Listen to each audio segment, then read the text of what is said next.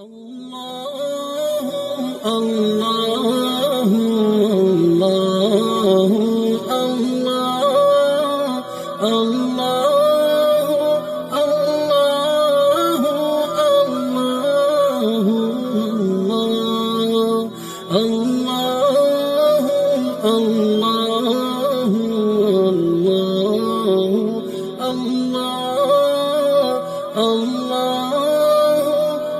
صلاح الدین ایوبی نے کمرے میں ٹہلتے ہوئے آہ بھری اور کہا، قوم متحد ہو سکتی ہے اور ہو بھی جاتی ہے۔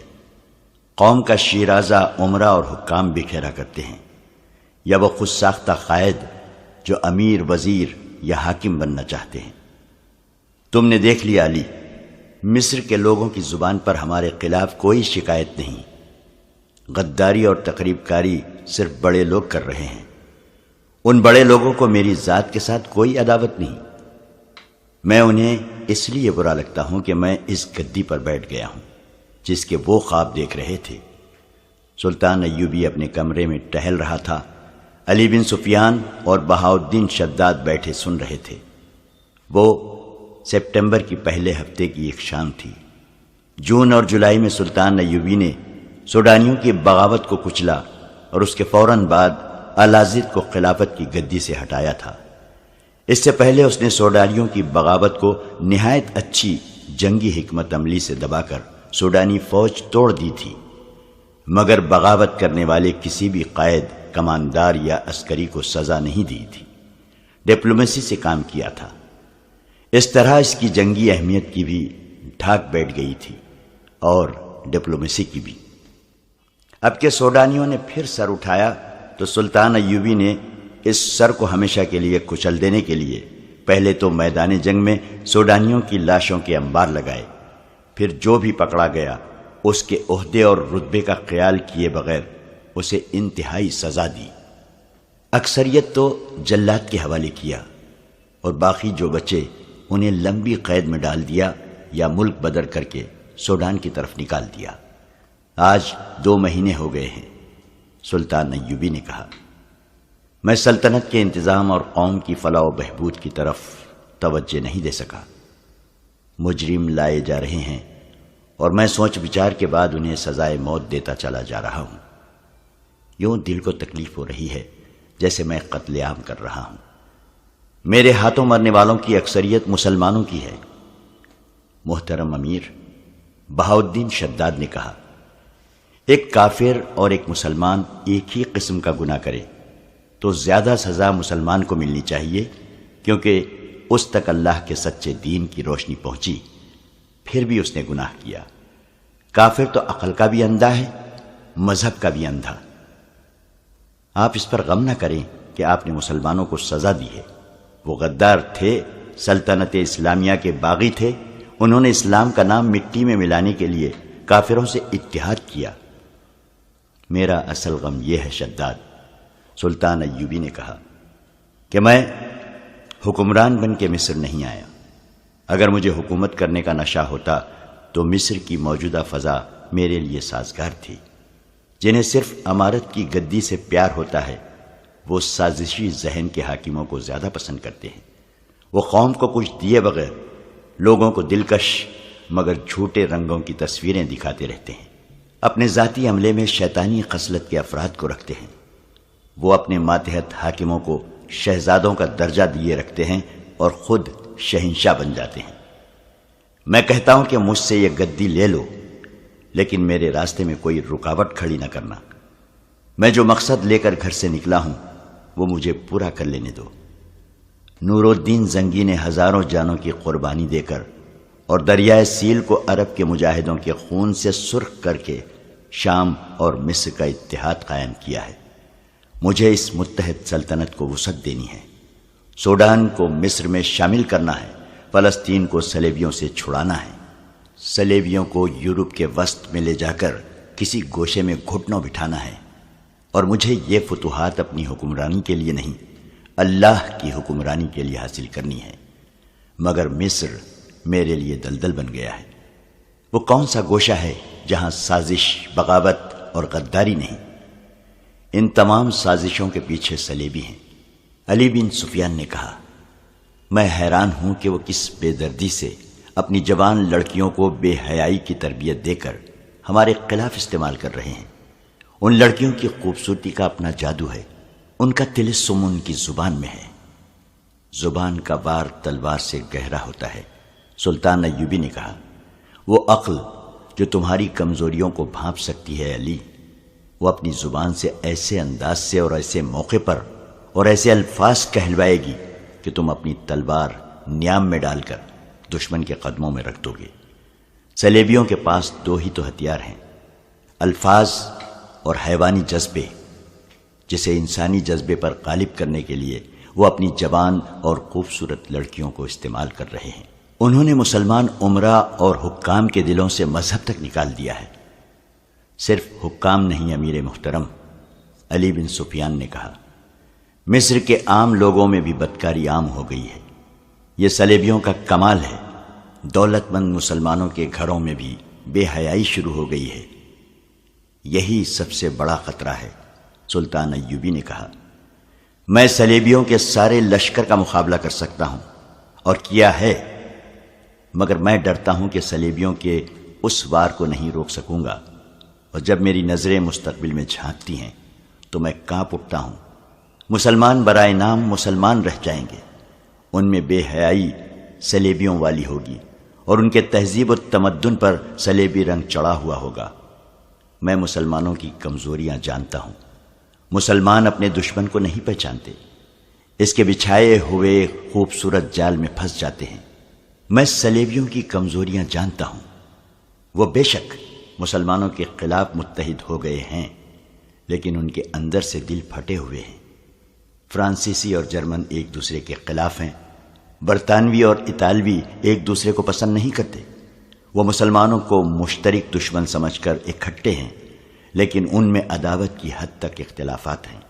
ان کا شاہ اگسٹس دوغلا بادشاہ ہے، باقی بھی ایسے ہی ہیں، مگر انہوں نے مسلمان امراء کو عورت کے حسن اور زر و جواہرات کی چمک دمک سے اندھا کر رکھا ہے۔ اگر مسلمان امراء متحد ہو جائیں تو صلیبی چند دنوں میں بکھر جائیں۔ اب فاطمی خلافت کو ختم کر کے میں نے اپنے دشمنوں میں اضافہ کر لیا ہے۔ فاطمی اپنی گدی کی بحالی کے لیے سوڈانیوں اور صلیبیوں کے ساتھ ساز باز کر رہے ہیں۔ ان کے شاعر کو کل سزائے موت دے دی گئی ہے۔ علی بن سفیان نے کہا، جس کا مجھے بے حد افسوس ہے۔ سلطان ایوبی نے کہا، امارت الیمنی کی شاعری نے میرے دل پر بھی گہرا اثر کیا تھا، مگر اس نے الفاظ اور ترنم کو چنگاریاں بنا کر اسلام کے خرمن کو جلانے کی کوشش کی ہے۔ امارت الیمنی اس دور کا مشہور شاعر تھا۔ اس دور میں اور اس سے پہلے بھی لوگ شاعروں کو پیروں اور پیغمبروں جتنا درجہ دیتے تھے۔ شاعر الفاظ اور ترنم سے فوجوں میں جذبے کی نئی روح پھونک دیا کرتے تھے۔ یہی درجہ اس مسلمان شاعر کو حاصل تھا۔ اس نے لوگوں میں جو مقام پیدا کر رکھا تھا اسے اس نے اس طرح استعمال کرنا شروع کر دیا تھا کہ ایک طرف وہ لوگوں میں جہاد کا جذبہ پختہ کرتا تھا اور ساتھ ہی فاطمی خلافت کی عظمت کی دھاک لوگوں کے دلوں میں بٹھاتا تھا۔ اسے فاطمی خلافت کی اتنی پشت پناہی حاصل تھی کہ اس نے سلطان ایوبی کے خلاف زہر اگلنا شروع کر دیا تھا۔ اس کے آخری اشعار یہ تھے، مجھے فاطمی خلافت کی محبت کا تانا دینے والو، مجھ پر لعنت بھیجو، میں تمہیں لعنت کے لائق سمجھتا ہوں۔ فاطمی محلات کی ویرانی پر آنسو بہاؤ، ان میں رہنے والوں کو میرا پیغام دو کہ میں نے تمہارے لیے جو زخم کھائے ہیں وہ کبھی مندمل نہ ہوں گے۔ اس کے گھر اچانک چھاپا مارا گیا تھا۔ وہاں سے دستاویزی ثبوت ملا تھا کہ وہ صرف فاطمی خلافت کا ہی بحقہ نہیں بلکہ صلیبیوں کا وظیفہ خوار بھی ہے۔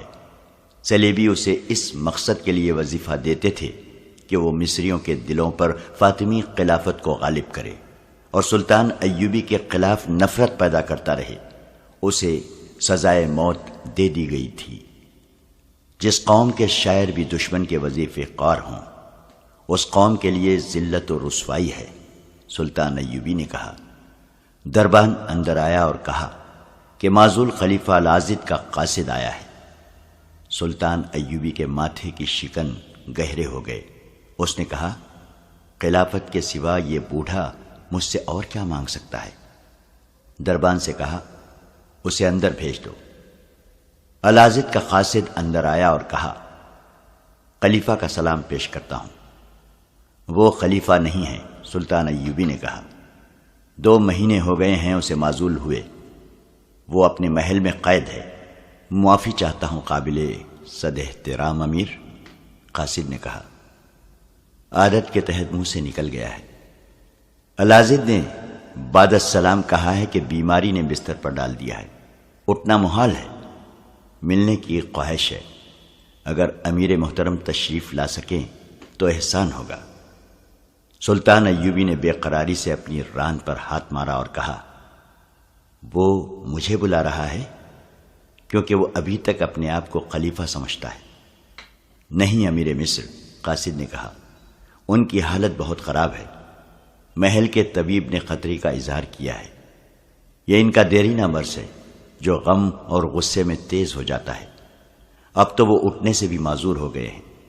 قاصد نے ذرا جھجک کر کہا، انہوں نے یہ بھی کہا ہے کہ آپ اکیلے تشریف لائیں، راز کی 2-4 باتیں ہیں جو کسی دوسرے کے سامنے نہیں کی جا سکتی۔ انہیں بعد السلام کہنا کہ صلاح الدین ایوبی راز کی سب باتیں جانتا ہے۔ صلاح الدین ایوبی نے کہا، اب راز کی باتیں خدا سے کہنا، اللہ تمہیں معاف کرے۔ قاصد مایوس ہو کر چلا گیا۔ سلطان ایوبی نے دربان کو بلا کر کہا کہ طبیب کو بلا لاؤ۔ اس نے علی بن سفیان اور بہاؤالدین شداد سے کہا، اس نے مجھے اکیلا آنے کو کہا ہے، کیا اس میں کوئی چال نہیں؟ کیا میرا خدشہ غلط ہے کہ مجھے محل میں بلا کر میرا کام تمام کرنا چاہتا ہے؟ اسے مجھ پر اوچھا وار کرنا چاہیے، اسے حق حاصل ہے۔ آپ نے اچھا کیا نہیں گئے، شداد نے کہا۔ علی بن سفیان نے تائید کی۔ طبیب آ گیا تو سلطان ایوبی نے اس سے کہا، آپ الازد کے پاس چلے جائیں، میں جانتا ہوں وہ بہت مدت سے بیمار ہے، معلوم ہوتا ہے کہ اس کا طبیب مایوس ہو گیا ہے، آپ جا کر دیکھیں اور اس کا علاج کریں۔ یہ بھی ہو سکتا ہے کہ وہ بیمار نہ ہو، اگر ایسا ہے تو مجھے بتائیں۔ سابق خلیفہ الازد کو اسی محل میں رہنے کی اجازت دے دی گئی تھی جو اس کی خلافت کی گدی تھی۔ اس محل کو اس نے جنت بنا رکھا تھا۔ ہر دیس دیس کی خوبصورت عورتوں سے پر رونق تھا۔ لونڈیوں کا ہجوم الگ تھا، سینکڑوں محافظوں کا دستہ مستعد رہتا تھا، فوجی کماندار حاضری میں کھڑے رہتے تھے۔ سلطان ایوبی کے لائے ہوئے انقلاب نے اس محل کی دنیا ہی بدل ڈالی تھی۔ خلیفہ اب خلیفہ نہیں تھا۔ محل میں عیش و عشرت کا تمام سامان جوں کا تو رہنے دیا گیا۔ فوجی کمانداروں اور محافظ دستے کو وہاں سے ہٹا دیا گیا تھا۔ فوج کا ایک دستہ اب بھی وہاں نظر آتا تھا، مگر یہ الازد کا محافظ نہیں، پہرے دار تھا۔ خلافت کا محل چونکہ سازشوں کا مرکز تھا، اس لیے وہاں اب پہرا لگا دیا گیا تھا۔ الازد اب اپنے محل میں قیدی تھا۔ وہ بوڑھا تھا اور دل کے مرض کا مریض تھا۔ خلافت چھن جانے کا غم، بڑھاپا اور شراب اور عیش و عشرت نے اسے بستر پر ڈال دیا تھا۔ چند دنوں میں وہ لاش کی مانند ہو گیا تھا۔ اس کی تیمار داری کے لیے 2 ادھیڑ عمر عورتیں اور ایک خادم اس کے کمرے میں موجود تھا۔ الازد آنکھ کھولتا، انہیں دیکھتا اور آنکھیں بند کر لیتا تھا۔ محل کا طبیب اسے دوائی پلا گیا تھا۔ 2 جوان لڑکیاں کمرے میں آئیں۔ یہ الازد کے حرم کی رونق تھی۔ ان میں سے ایک نے خلیفہ کا ہاتھ اپنے ہاتھ میں لیا اور اس پر جھک کر صحت کا حال احوال پوچھا۔ دوسری نے الازد کا چہرہ دونوں ہاتھوں میں تھام کر اسے صحت یابی کی دعا دی۔ دونوں لڑکیوں نے ایک دوسرے کی آنکھوں میں دیکھا اور ایک نے کہا، آپ آرام فرمائیں، ہم آپ کو بے آرام نہیں کریں گے۔ دوسری نے کہا، ہم ہر وقت ساتھ والے کمرے میں موجود رہتی ہیں، بلا لیا کریں، اور دونوں کمرے سے نکل گئی۔ الازد نے کراہ کر لمبی آہ بھری اور اپنے پاس کھڑی ادھیڑ عمر کی عورتوں سے کہا، یہ دونوں لڑکیاں میری تیمار داری کے لیے نہیں آئی تھیں، یہ دیکھنے آئی تھیں کہ میں کب مر رہا ہوں۔ میں جانتا ہوں انہوں نے اپنی دوستیاں لگا رکھی ہیں، یہ گدھ ہیں، گدھ میرے مرنے کا انتظار کر رہی ہیں۔ ان کی نظر میرے مال اور دولت پر ہے۔ تم تینوں کے سوا یہاں میرا ہمدرد کون ہے؟ کوئی نہیں، کوئی بھی نہیں ہے۔ فاطمی خلافت کے نعرے لگانے والے کہاں گئے؟ اس نے دل پر ہاتھ رکھ لیا اور کروٹ بدل لی۔ وہ تکلیف میں تھا۔ اتنے میں قاصد کمرے میں آیا اور کہا، امیر مصر نے آنے سے انکار کر دیا ہے۔ اوہ بد نصیب صلاح الدین، الازد نے کراہنے کے لہجے میں کہا، میرے مرنے سے پہلے ایک بار تو آ جاتا۔ صدمے نے اس کی تکلیف میں اضافہ کر دیا۔ اس نے نحیف آواز میں رک رک کر کہا، اب تو میری لونڈیاں بھی میرے بلانے پر نہیں آتی۔ امیر مصر کیوں آئے گا؟ مجھے میرے گناہوں کی سزا مل رہی ہے۔ میرے خون کے رشتے بھی ٹوٹ گئے ہیں، ان میں سے بھی کوئی نہیں آیا۔ وہ میرے جنازے پر آئیں گے اور محل میں جو ہاتھ لگا اٹھا کر چلے جائیں گے۔ وہ کچھ دیر کراہتا رہا۔ دونوں تیمار دار عورتیں پریشانی کے عالم میں اس کی باتیں سنتی رہیں۔ ان کے پاس تسلی اور حوصلہ افزائی کے لیے بھی جیسے کوئی الفاظ نہیں رہے تھے۔ ان کے چہروں پر خوف ستاری تھا، جیسے وہ خدا کے اس قہر سے ڈر رہی تھیں جو بادشاہ کو گدا اور امیر کو فقیر بنا دیتا ہے۔ دونوں نے چونک کر دروازے کی طرف دیکھا۔ ایک سفید ریش بزرگ کھڑا تھا۔ وہ ذرا رک کر اندر آیا اور الازد کی نفس پر ہاتھ رکھ کر کہا، السلام علیکم، میں امیر مصر کا طبیب خاص ہوں۔ انہوں نے مجھے آپ کے علاج کے لیے بھیجا ہے۔ کیا امیر مصر میں اتنی سی بھی مروت نہیں رہی کہ آ کے مجھے دیکھ جاتا؟ الازد نے کہا، میرے بلانے پر بھی نہ آیا۔ اس کے متعلق میں کچھ نہیں کہہ سکتا، طبیب نے کہا۔ انہوں نے مجھے آپ کے علاج کے لیے بھیجا ہے، لیکن میں یہ کہنے کی جرات ضرور کروں گا کہ اتنے بڑے واقعے کے بعد جس میں باقاعدہ جنگ ہوئی اور ہزاروں جانیں ضائع ہو گئی، امیر مصر شاید یہاں نہیں آئیں گے۔ انہیں آپ کی صحت کی فکر ضرور ہے۔ اگر ایسا نہ ہوتا تو وہ مجھے آپ کے علاج کا حکم نہ دیتے۔ اس حالت میں آپ ایسی کوئی بات ذہن میں نہ لائیں جو آپ کے دل کو تکلیف دیتی ہے، ورنہ علاج نہیں ہو سکے گا۔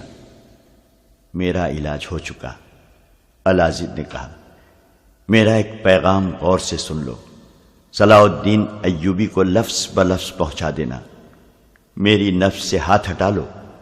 میں اب دنیا کی حکمت اور تمہاری دواؤں سے بے نیاز ہو چکا ہوں۔ سنو طبیب، صلاح الدین ایوبی سے کہنا کہ میں تمہارا دشمن نہ تھا، میں تمہارے دشمنوں کے جال میں آ گیا تھا۔ یہ بدقسمتی میری ہے یا صلاح الدین کی کہ میں اپنے گناہوں کا اعتراف اس وقت کر رہا ہوں جب میں ایک گھڑی کا مہمان ہوں۔ صلاح الدین ایوبی سے کہنا کہ میرے دل میں ہمیشہ تمہاری محبت رہی ہے اور تمہاری محبت کو ہی دل میں لیے دنیا سے رخصت ہو رہا ہوں۔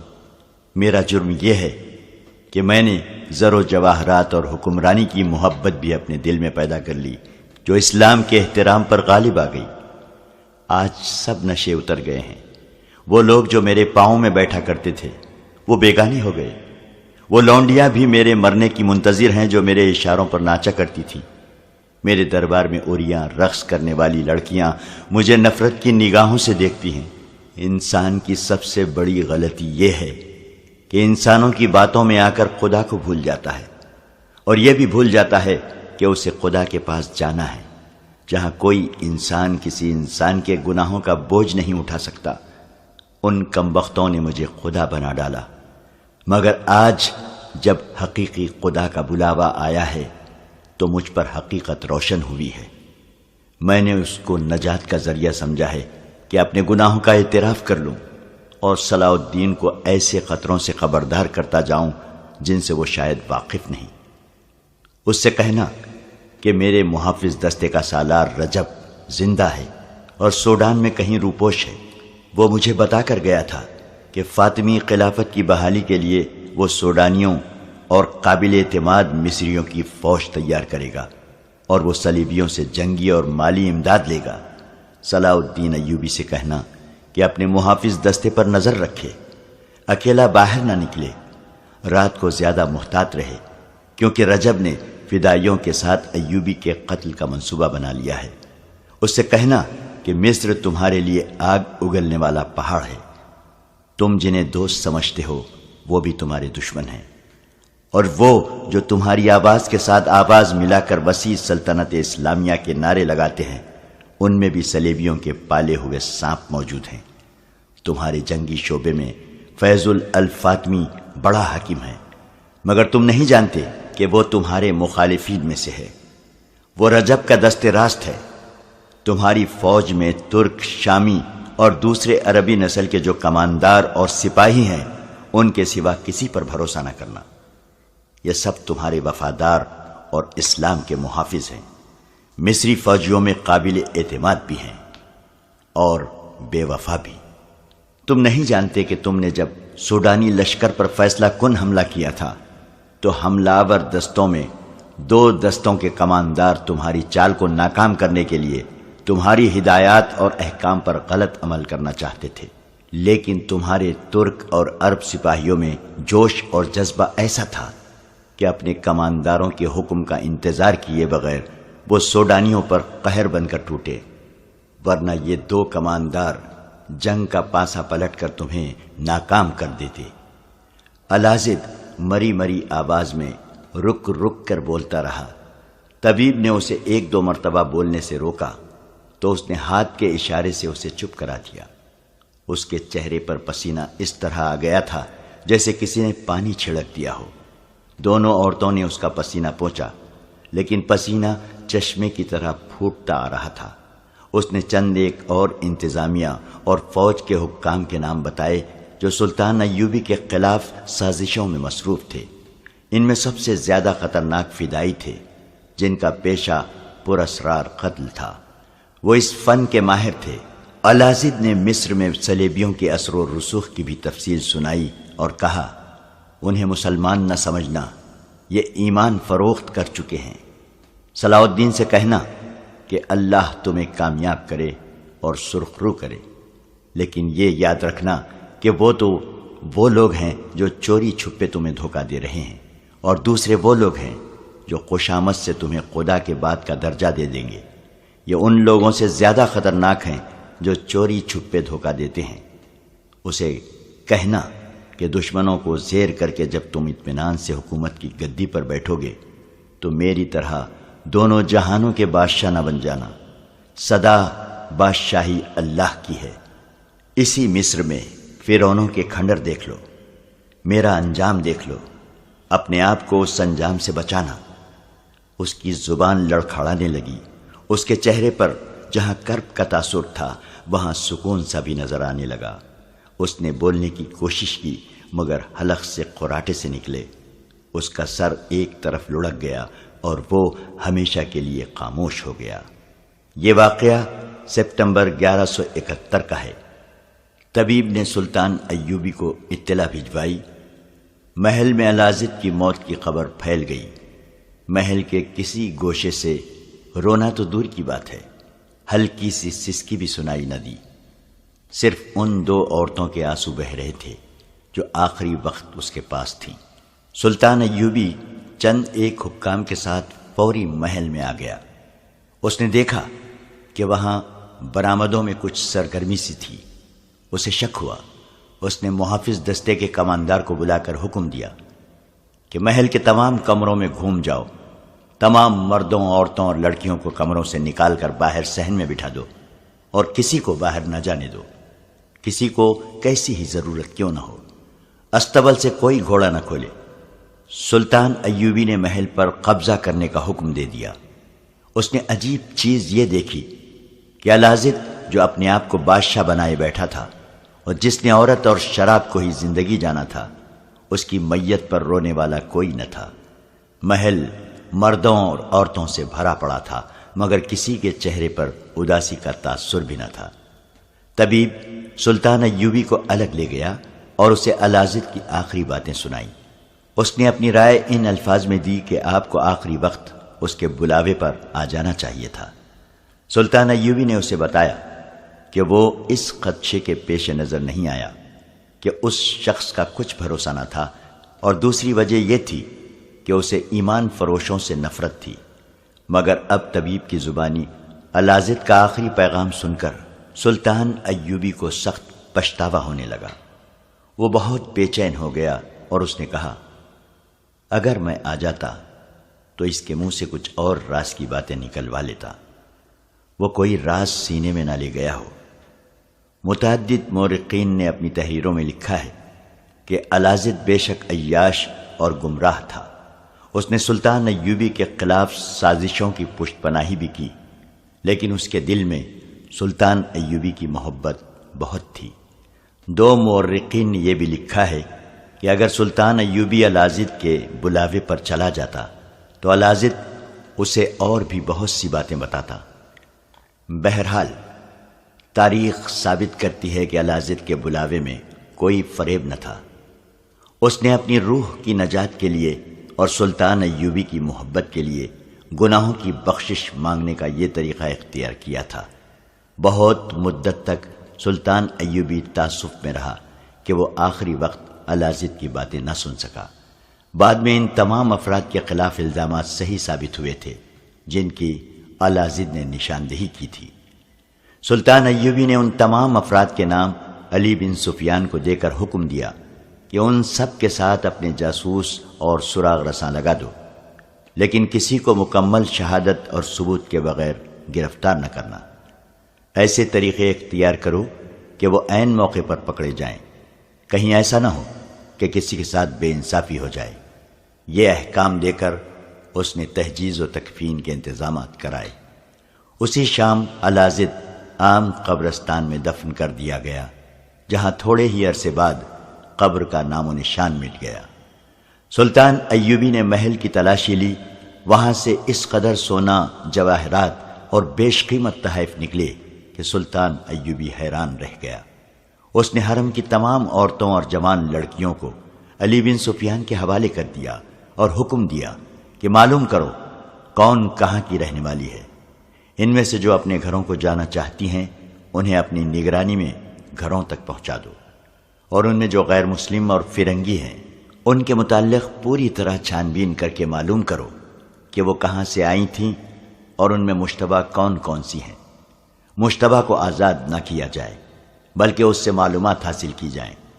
سلطان ایوبی نے محل سے برآمد ہونے والا مال و دولت ان تعلیمی اداروں، مدرسوں اور ہسپتالوں میں تقسیم کر دیا جو اس نے مصر میں کھولے تھے۔ الازد نے مرنے سے پہلے اپنے محافظ دستے کے سالار رجب کے متعلق بتایا تھا کہ وہ سوڈان میں روپوش ہے، جہاں وہ سلطان ایوبی کے خلاف فوج تیار کر رہا ہے اور وہ صلیبیوں سے بھی مدد لے گا۔ علی بن سفیان نے 6 ایسے جانباز منتخب کیے جو لڑاکا جاسوس تھے۔ ان کا کماندار رجب کو پہچانتا تھا۔ انہیں تاجروں کے بھیس میں سوڈان روانہ کر دیا گیا۔ انہیں یہ حکم دیا گیا تھا کہ ممکن ہو سکے تو اسے زندہ پکڑ لائیں ورنہ وہیں قتل کر دیں۔ جس وقت یہ پارٹی سوڈان کو روانہ ہوئی اس وقت رجب سوڈان میں نہیں بلکہ فلسطین کے ایک مشہور اور مضبوط قلعے شوبک میں تھا۔ فلسطین پر صلیبیوں کا قبضہ تھا۔ انہوں نے اس خطے کو اڈا بنا لیا تھا۔ مسلمانوں پر انہوں نے عرصہ حیات تنگ کر رکھا تھا۔ مسلمان وہاں سے کنبہ در کنبہ بھاگ رہے تھے۔ وہاں کسی مسلمان کی عزت محفوظ نہیں تھی۔ صلیبی ڈاکوؤں کی صورت بھی اختیار کرتے جا رہے تھے۔ وہ مسلمانوں کے قافلوں کو لوٹ کر فلسطین میں آ جاتے تھے۔ یہی وجہ تھی کہ سلطان ایوبی سب سے پہلے فلسطین کو تحت نحس کرنا چاہتا تھا تاکہ مسلمانوں کی جان و مال اور آبرو کو محفوظ کیا جا سکے۔ اس سے بھی بڑی وجہ یہ تھی کہ قبلہ اول پر بھی صلیبی قابض تھے، مگر مسلمان امراء کا یہ عالم تھا کہ وہ صلیبیوں کے ساتھ دوستی کرتے پھرتے تھے۔ رجب بھی ایک مسلمان فوجی سربراہ تھا۔ وہ سلطان کے خلاف مدد حاصل کرنے کے لیے صلیبیوں کے پاس پہنچ گیا تھا۔ اس کے اعزاز میں قلعے میں رقص کی محفل گرم کی گئی تھی۔ رجب نے یہ دیکھنے کی ضرورت ہی محسوس نہ کی کہ برہنہ ناچ ناچنے والیوں میں زیادہ تعداد مسلمان لڑکیوں کی تھی جنہیں صلیبیوں نے کمسینی میں اغوا کر لیا اور رقص کی تربیت دی تھی۔ اپنی قوم کی بیٹیوں کو وہ کافروں کے قبضے میں ناشتا دیکھتا رہا اور ان کے ہاتھوں شراب پیتا رہا۔ اس کے ساتھ 2 مسلمان کماندار بھی تھے۔ رات بھر وہ شراب اور رقص میں بدمست رہے اور صبح سلیبیوں کے ساتھ بات چیت کے لیے بیٹھے۔ اس اجلاس میں سلیبیوں کے مشہور بادشاہ گائلو زینان اور کونارڈ موجود تھے۔ ان کے علاوہ چند ایک سلیبی فوج کے کمانڈر بھی تھے۔ رات کو جب رجب انہیں بتا چکا تھا کہ سلطان ایوبی نے سوڈانیوں کے حبشی قبیلے کے معبود کو مسمار کر کے ان کے پروہت کو ہلاک کر دیا ہے، اس پر سوڈانیوں نے حملہ کیا جسے صلاح الدین نے پسپا کیا اور اس نے خلیفہ